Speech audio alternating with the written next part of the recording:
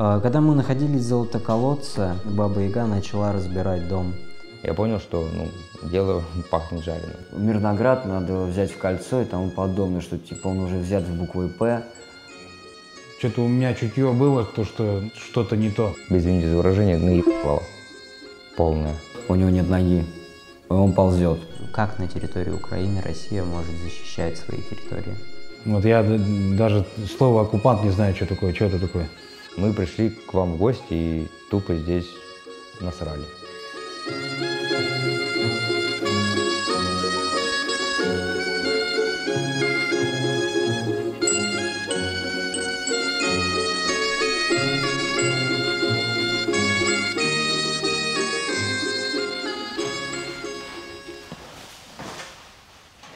С какой целью подписывал контракт?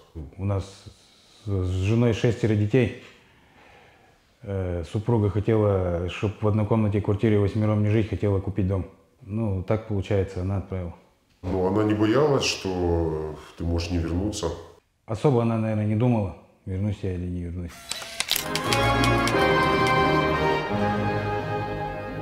Я вэшник, то есть с тюрьмы, как зэк. Статья 228, прима 1, часть 4, пункт Г. Распространение психоактивных веществ, наркотических и их аналогов в крупном размере. Пока я был на свободе, я учился по специальности правоохранительной деятельности юрист, то есть в будущем планировал стать полицейским.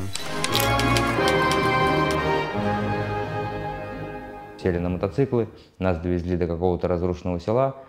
Название сел нам тоже не говорили. Я одно только запомнил, что только вот Золотой колодец и все, которое мы проходили. Цель называли, когда вас забрасывали к Золотому колодцу? Они, по крайней мере, то, что я слышал, то, что вот хотят, Мирноград надо взять в кольцо и тому подобное, что типа он уже взят в буквой «П».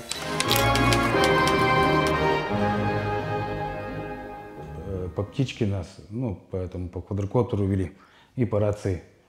Вот с одной точки вот на другую идете, потом там с одной точки вот на другую идете. Я спрашивал у начальства, там, какие у нас там, допустим, цели, задачи, чтобы мы хоть знали, хоть куда идем. А они нам не отвечали ничего, все молчали постоянно. Просто дальше, вот так вот ведут, и все. И в итоге вот пришли мы. Прошли мы около 35 километров за день пешком. Тебя просто кричат, давят. То есть, если ты останавливаешься, пропадаешь со связи, там доходит до того, что кричат, что сейчас не будешь на связь, не пойдешь, мы сейчас на тебя скинем что-нибудь. Полно трупов, старых трупов, которые уже разложившиеся, мотоциклистов разбитых. Это было уже страшно. Вот мы поселились в подвалах, ждали других ребят. Получается, мы сидели в подвалах, они приезжали, оставались на наших местах, а мы переезжали дальше. После Золотого колодца мы перешли, получается, асфальт, поле.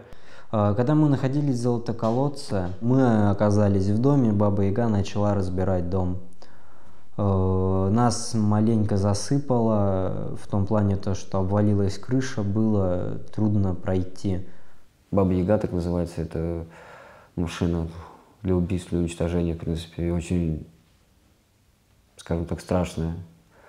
Сначала она один дом разнесла в клочья, одного у нас трехсотила, ранением. Пробыли 2 суток, на 3-й сутки нам сказали, все, можете идти.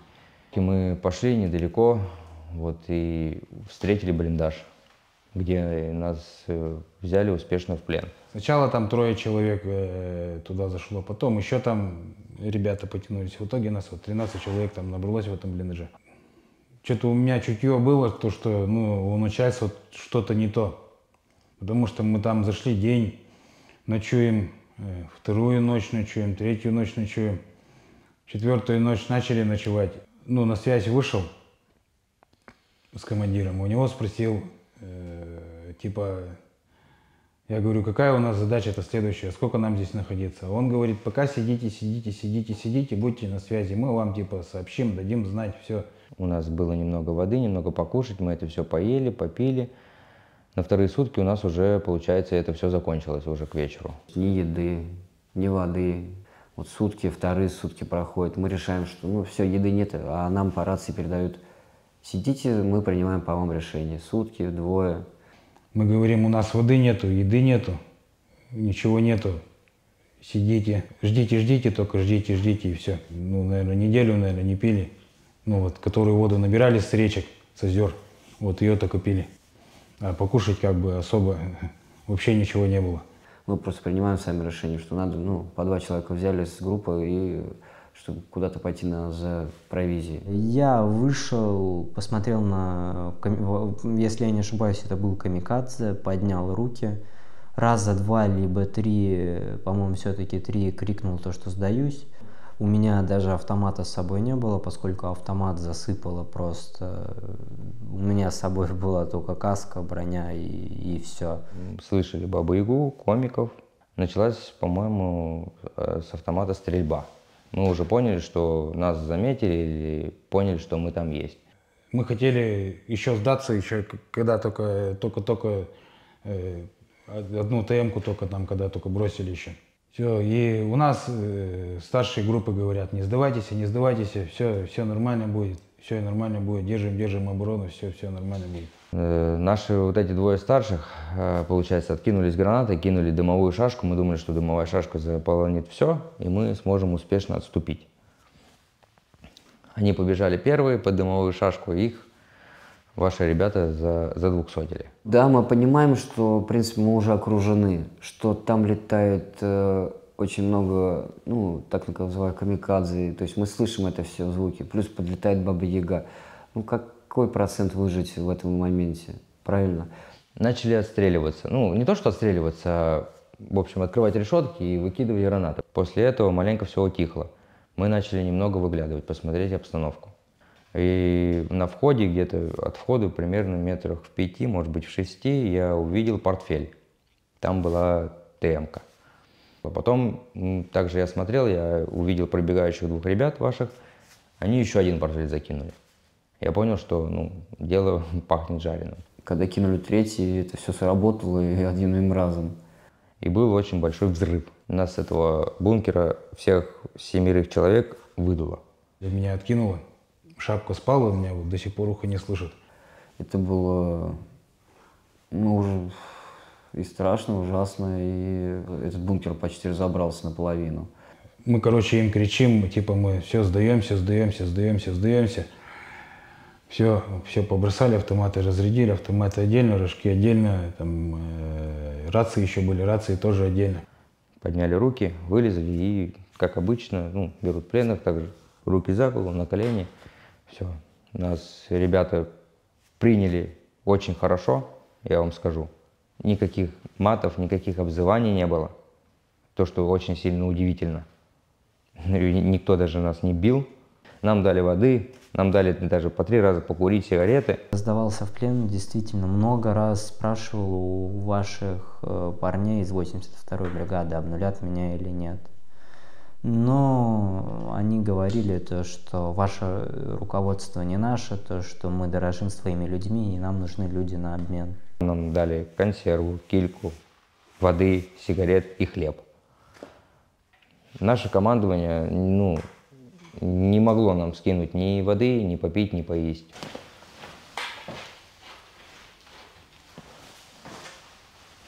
Мы очень сильно удивились, когда мы сидели в этом бункере, мы слышали, что подъезжал квадроцикл, вашим ребятам привезли попить целый пакет, ну, пак воды. А питались мы, получается, вот дикой сливой, которая во рту вяжет, и пили воду с озер, с болот. Нам говорили, что здесь типа зверство и все такое, но видя все это, я понимаю, что это, извините за выражение, наебало полное. Мне очень сильно удивительно то, что к нам так обращаются.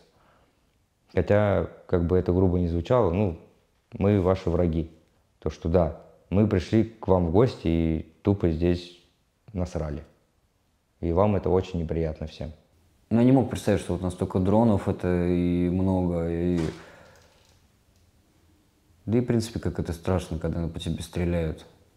Даже понятие то, что тебя могут свои же случайно в этой же лесопосадке, как это уже было случалось, перестрелки убивали. Много было потерь, очень много дусов. Очень много, очень много. Ну, при мне, я вот сколько я по рации слышал, ну, где-то человек 50-60, точно 200 было. Даже больше, наверное, человек, наверное, 70. Ну и 300-х, конечно, там оттуда его никто не забирает. Эвакуации нету. Они просто там остаются или вытекают, или, короче, или умирают. При мне ранило человека, и просто я знаю, что его не забрали. И который с нами, мы когда заходили в бункер, тоже 300-й был. О нем, как он лежал там, так и остался там умирать. Командира ранило. Его аж там, где мотоциклы не ездят, приехал мотоцикл, вывез. А с ним же, с командиром, ранило еще одного, его оставили там. У него нет ноги, он ползет. Да, ему дают там попить, но и у него спрашивают, сколько ты ползешь, уже 5 километров, говорит, ползу. У него нет ноги, вот перевязан, ну, замотали ему культяпку. И он ползет вот куда-то, где безопасно. Куда он там доползет? Обнуляют своих. То есть человек вот не смог идти. То есть, ну все, выдохся без сил, а ему иди. Подходит старший и выстрел в голову. Все, и группа пошла дальше. Были моменты, хотели мы там с человеком, которого тоже затрехсотило, опять же, свои. То есть друг друга перестреляли с посадки, это я уже потом по рации услышал. Хотели с ним вроде и уйти в Сачан, ну, это сбежать. Но то, что мы в Вешке, эти тюрьмы, мы все время под охраной, под автоматами. То есть это вот до последнего момента у нас не получалось этого всего. Я даже вот не знал, что у нас командование такое. Когда я служил 16-17 лет назад, у нас там, ну и соответственно там еще войны не было, но все равно, тем не менее, не так было. А я вот думал, что с тех пор так все осталось, как бы, и оказалось, видите. Ну просто я вот видел вот этих людей в учебке, с кем я тренировался, а потом я по рации слышу, что их, ну, одних направили, их убило, и вторых же, таких же, по сути, ну, коллег, извиняюсь за выражение, отправляют теми же самыми маршрутами. Как нам говорят в СМИ, то, что Россия защищает свои территории, и действительно уже здесь открываются глаза, а как на территории Украины Россия может защищать свои территории. А я насчет нашего государства уже сделал выводы. У меня отношение вообще к власти негативное. Ну, все только ухудшается. Цены на все растут, зарплата не добавляется. Зарплата была там 3-4 года назад по 30 тысяч, она так и осталась, а продукты все повырастали там на 2-3 раза.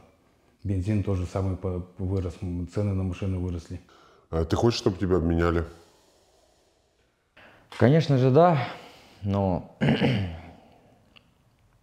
много слухов ходит, что при обмене, возможно, могут наши же нас убить. А почему? Зачем? Какой мотив? Мотив тот, то, что мы сейчас перед вами сидим и рассказываем все. Ну, то, что информацию вам всю говорим, то есть сотрудничаем с вами. Почему идет война, по-твоему? Ну, просто, мне кажется, Путин что-то, какой-то кусок хочет себе там отжать у кого-то, не знаю. Или как ли. Я там, вот во власти я вообще там не понимаю.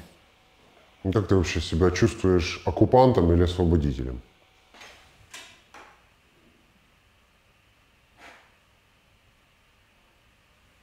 Ну, затрудняюсь я с этим. Ну, ты находишься на территории другой страны, поехал воевать в другую страну. Или ты считаешь, что это твоя земля? Нет, это не моя земля. Ну, то как тогда это называется? Кто ты здесь? Вот я даже слово оккупант не знаю, что такое, что это такое. Люди реально страдают здесь, умирают за свою свободу, за свою страну. Я в плане Украины имею в виду. А мы реально пришли как захватчики. И что-то надо менять,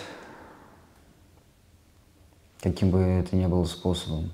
Жители Украины, я попрошу прощения, хоть они не простят, конечно, но и прошу прощения за то, что вообще переступил с автоматом